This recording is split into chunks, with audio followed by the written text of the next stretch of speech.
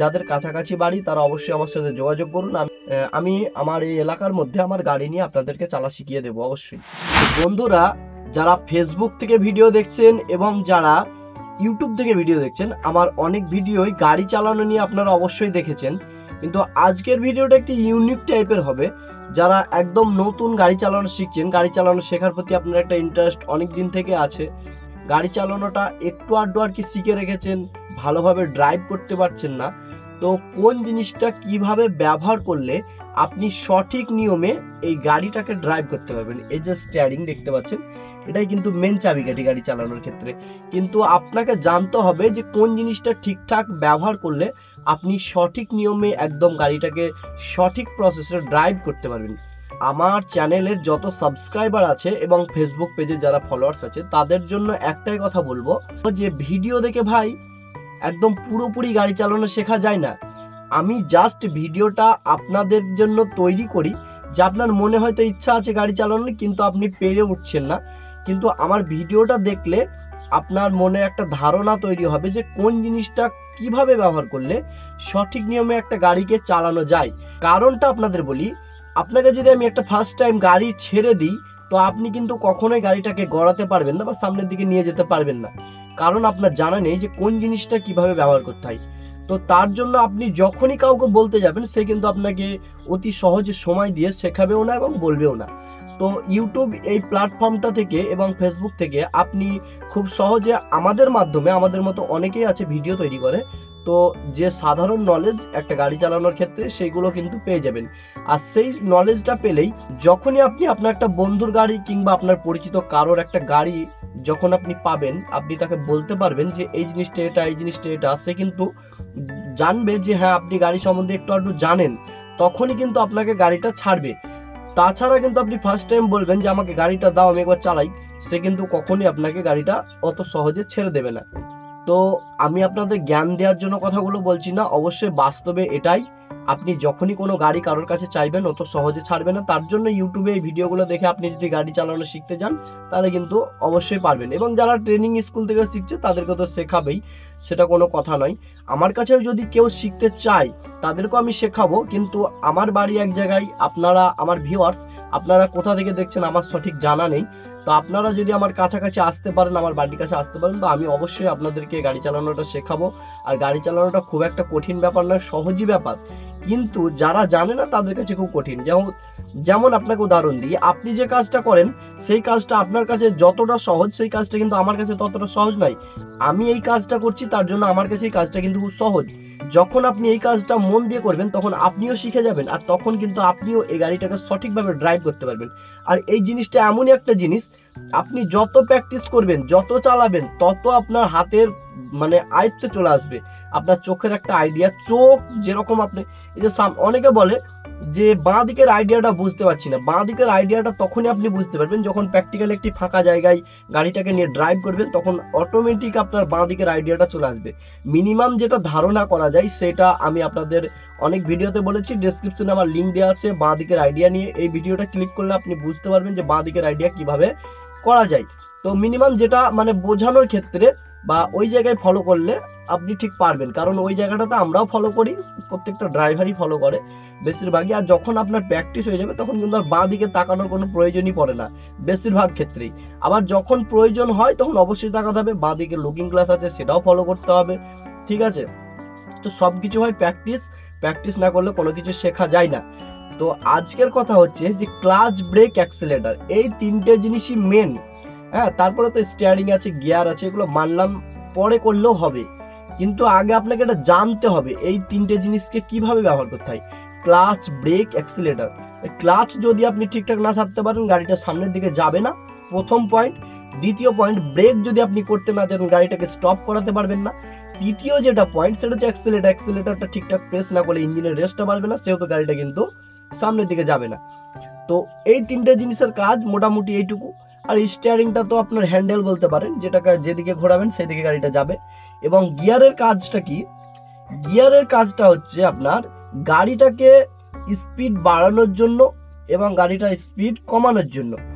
গাড়িটার স্পিড যখন আপনি বাড়াবেন তখন আপনার গিয়ারটা চেঞ্জ করে বাড়াতে হবে, আর যখন স্পিডটা কমাবেন তখন আপনাকে গিয়ারটা চেঞ্জ করে স্পিডটা কমাতে হবে। তার সঙ্গে কি স্পিড কিন্তু কমবে অ্যাক্সেলেটারে, কারণ ইঞ্জিনের যে ঘুরন্তিটা সেটা যত স্পিড হবে গাড়িটা তত স্পিডে ঘুরবে। তার সঙ্গে এখানে একটা ব্যাপার হচ্ছে, সেটা হচ্ছে যে গিয়ারটাকে কিন্তু লেগে থাকতে হবে। যদি গাড়ি গিয়ারটা নিউট্রাল থাকে, আপনি যদি অ্যাক্সেলেটর প্রেস করেন তাহলে কিন্তু আপনার গাড়ি সামনের দিকে যাবে না, ঠিক আছে। তো গিয়ারের সঙ্গে অ্যাক্সেলেটরের একটা সংযোগ আছে, সেই সংযোগটা হচ্ছে অ্যাক্সেলেটরের কাজ হচ্ছে ইঞ্জিনের রেসটা বাড়ানো, আর গিয়ারের কাজ হচ্ছে এই যে গিয়ারের মধ্যে দাঁতগুলো আছে যেগুলোতে স্পিডটাকে কমা বাড়ানো করায়। তো চলুন ক্লাচ, ব্রেক, অ্যাক্সেলেটর এই তিনটে জিনিসকে কিভাবে সঠিক ব্যবহার করা যায় এবং কেমনভাবে ব্যবহার করলে আপনি খুব সহজেই গাড়িটাকে চালাতে পারবেন, একদম ইজি প্রসেসে প্র্যাকটিক্যালি দেখিয়ে দিই, ঠিক আছে। তাহলে কি হবে, আপনি যখনই কোনো গাড়ি পাবেন ইজি গাড়িটাকে ড্রাইভ করতে পারবেন, গিয়ার চেঞ্জটাও শিখে যাবেন খুব সহজে এবং স্টিয়ারিংটাও খুব সহজে শিখে যাবেন। কিন্তু যেটা বারবার প্র্যাকটিস করার ফলে সম্পূর্ণ রূপ পায় সেটা হচ্ছে ক্লাচ, ব্রেক, অ্যাক্সেলেটর।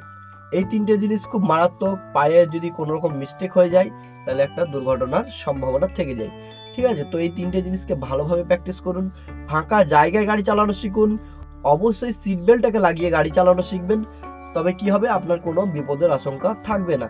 তো গাড়ি চালানো শিখুন, শখ অনেকেরই থাকে গাড়ি চালানো শেখার, এবং অনেকেই গাড়ি চালানোটাকে শখ হিসেবে নিয়ে প্রফেশনালি মানে কাজে লাগিয়ে দেয়, অনেকের রুজি রুটি চলছে এর ড্রাইভ করে। তো অবশ্যই আমি যতদিন আপনাদের সাপোর্ট পাবো, মানে আপনারা যেভাবে আমাকে কমেন্ট করছেন, উৎসাহ দিচ্ছেন, এরকম উৎসাহ কমেন্ট আমি যদি পেতে থাকি, অবশ্যই আপনাদের জন্য প্রত্যেকটা টাইম আমি ভিডিও নিয়ে আসবো। আমিও একটা কাজের মধ্যে আছি, সেই কারণে সবসময় হয়তো ভিডিও করে উঠতে পারি না, তবে এবার থেকে চেষ্টা করব আপনাদের জন্য ভালো ভালো ভিডিও তুলে ধরার, যাতে আপনাদের উপকার হয় এবং আপনারা ভালোভাবে প্র্যাকটিস করতে পারেন। তো চলুন, যাদের কাছাকাছি বাড়ি তারা অবশ্যই আমার সাথে যোগাযোগ করুন, আমি আমার এই এলাকার মধ্যে আমার গাড়ি নিয়ে আপনাদেরকে চালা শিখিয়ে দেবো অবশ্যই।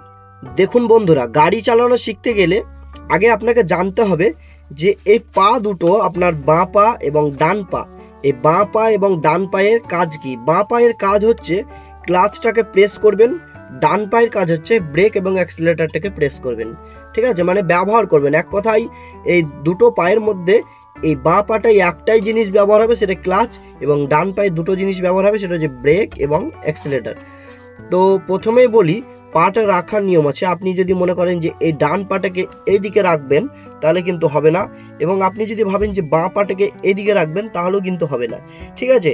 তো বাঁ পাটাকে আপনাকে এইভাবে রাখতে হবে, আর ডান পাটা থাকবে এই প্যাডেলটা এবং এই প্যাডেলটার মিডিল পোর্শনে, এই যে এইখানটা করে, ঠিক আছে। এই নিয়মে আপনার পা দুটো যদি থাকে তাহলে আপনি সঠিক নিয়মে এই প্যাডেলগুলো ব্যবহার করতে পারবেন, ঠিক আছে। তাহলে আপনার কোনো রকম মিস্টেক হবে না, কারণ অনেকেই দেখেছি গাড়ি চালানো শিখতে গিয়ে এই ব্রেক প্রেস করতে গিয়ে, গাড়িটাকে স্টপ করতে গিয়ে এই যে অ্যাক্সিলারেটর সেটাকে প্রেস করে দেয়। তো অবশ্যই মাথায় রাখতে হবে পাটাকে ঠিক জায়গায় রাখার জন্য।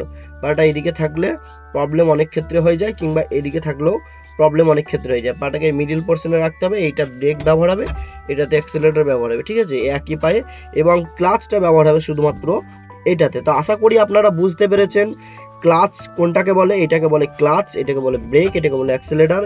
ক্লাচকে আপনি শর্টকাট বলতে পারেন সি, ব্রেককে শর্টকাট বলতে পারেন বি, এবং অ্যাক্সিলারেটরকে শর্টকাট আপনি বলতে পারেন এ। তো যদি একদমই নতুন হয়ে থাকেন তাহলে আপনাকে মনে রাখার জন্য A B C, A B C, A for accelerator, B for brake, C for clutch.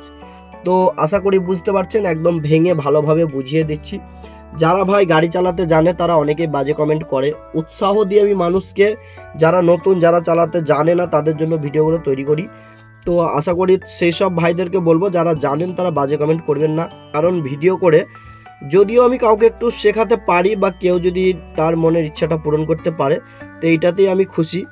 তো প্রথমেই আপনাদের বলি, ফার্স্ট যখন আপনি গাড়িটাকে ধরেন কোনো জায়গায় গড়াবেন, সামনের দিকে নিয়ে যাবেন, ফার্স্ট আপনি চেপে চেপে কি ভাববেন যে গাড়িটাকে আমাকে ঠিকঠাক সামনের দিকে নিয়ে যেতে হবে, তাই তো, এটা ভাবছেন।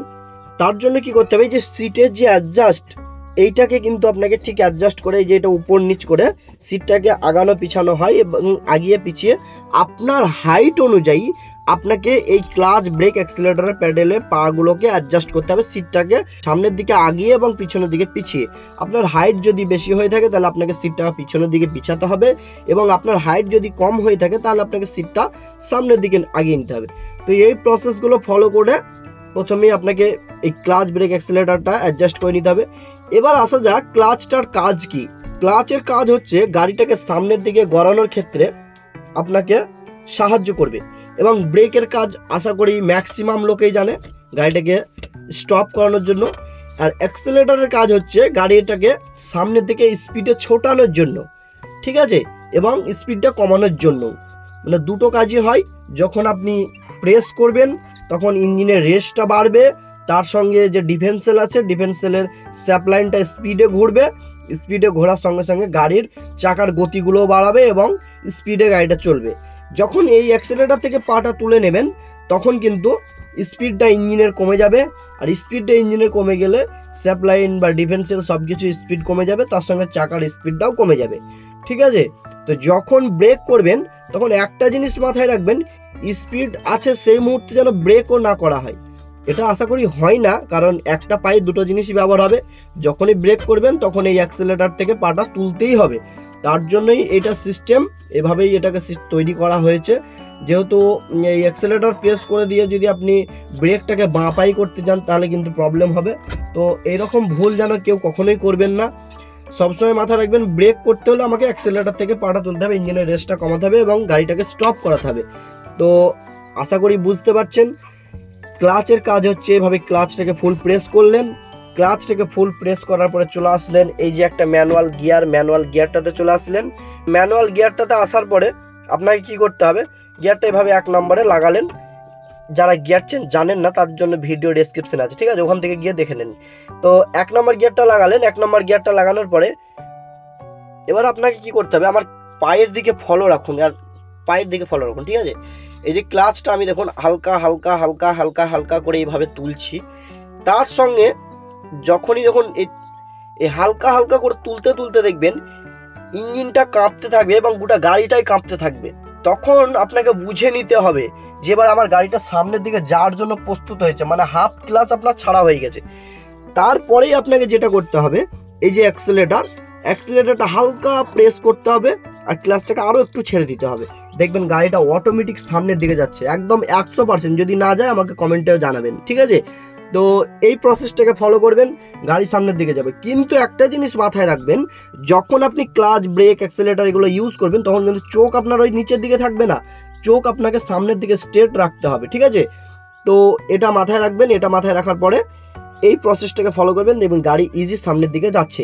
আর যখন স্টপ করবেন তখন কিন্তু ক্লাচটাকে এভাবে ফুল প্রেস করে ব্রেকটাকে এভাবে করবেন, তাহলে আপনার স্টপ হবে। যখন আপনি চালানো শিখছেন, কারণ তখন আপনার গতি খুব কম থাকবে।